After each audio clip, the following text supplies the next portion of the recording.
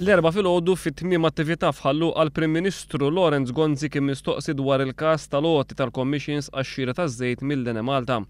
Lorenz Gonzi qal li hu sar jaf f'dan il-każ biss mill-istorja pubblikata mill-Gazzetta Malta Today u assigura li l-ebda membru tal-Kabinett jew tal-Partit Nazzjonalista ma kienu jafu b'dan il-każ qabel.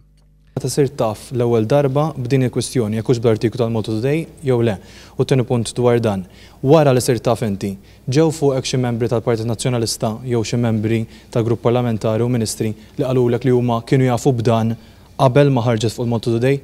Le, ma ġie ħadd ikellimni li qal li kienu jafu b'dan qabel ma ħarġet fuq il-Malta Today, sirt naf din fl-aħbar li ħarġet.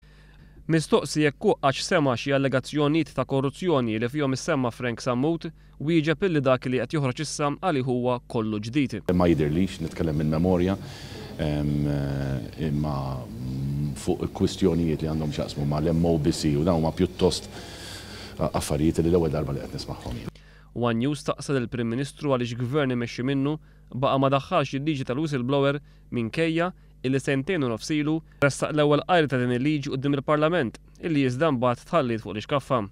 Skont il-Prim Ministru dan ma ġarax tort tal-Gvern iżda għaliex il-pubbliku ħareġ b'idea differenti ta' kif għandha tkun din il-liġi. Inkluż li beda mbagħad dibattitu pubbliku f'Malta dwar x'tip ta' whistleblower għandu bżonn pajjiżna. Intant wara appell ieħor Joseph Muscat għamel it-tlieta fil-għaxija biex il-Prim Ministru jippubblika r-rapporti kollha tal-Enemalta.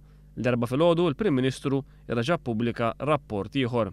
Issa riżulta li Peter Grima li huwa wieħed mill-Executive Directors tal-Enemalta, riżultalu li hemm rapport ieħor tal-Enemalta u ġie pubblikat ukoll. Aħbar oħra li kienet żvelata fl-aħħar sigħat hija dik li hemm possibilità ta' azzjoni imminenti kontra pajjiżna mill-Kummissjoni Ewropea dwar il-Power Station tal-Marsa. Dan kien ikkonfermat minn Lorenz Gonzi nnifsu illi qal li sallum pajjiżna għad m'għandux alternattiva għal Power Station tal-Marsa minkejja illi din suppost ilha magħluqa 20 sena. Dwar l-mistoqsija iva hija informazzjoni pubblika li l-Kummissjoni Ewropea għaltilna li l-Power Station tal-Marsa tittala. U aħna ma qadniex inħarsu lejn il-Kummissjoni Ewropea, ġifieri jekk ridna nagħmlu dik anzi huwa l-pjan oġġettiv primarju b'urġenza li rridu nagħmlu f'pajjiżna. Però ma tistax tagħlaq il-Power Station tal-Marsa jekk m'għandekx f'posta l-alternattiva.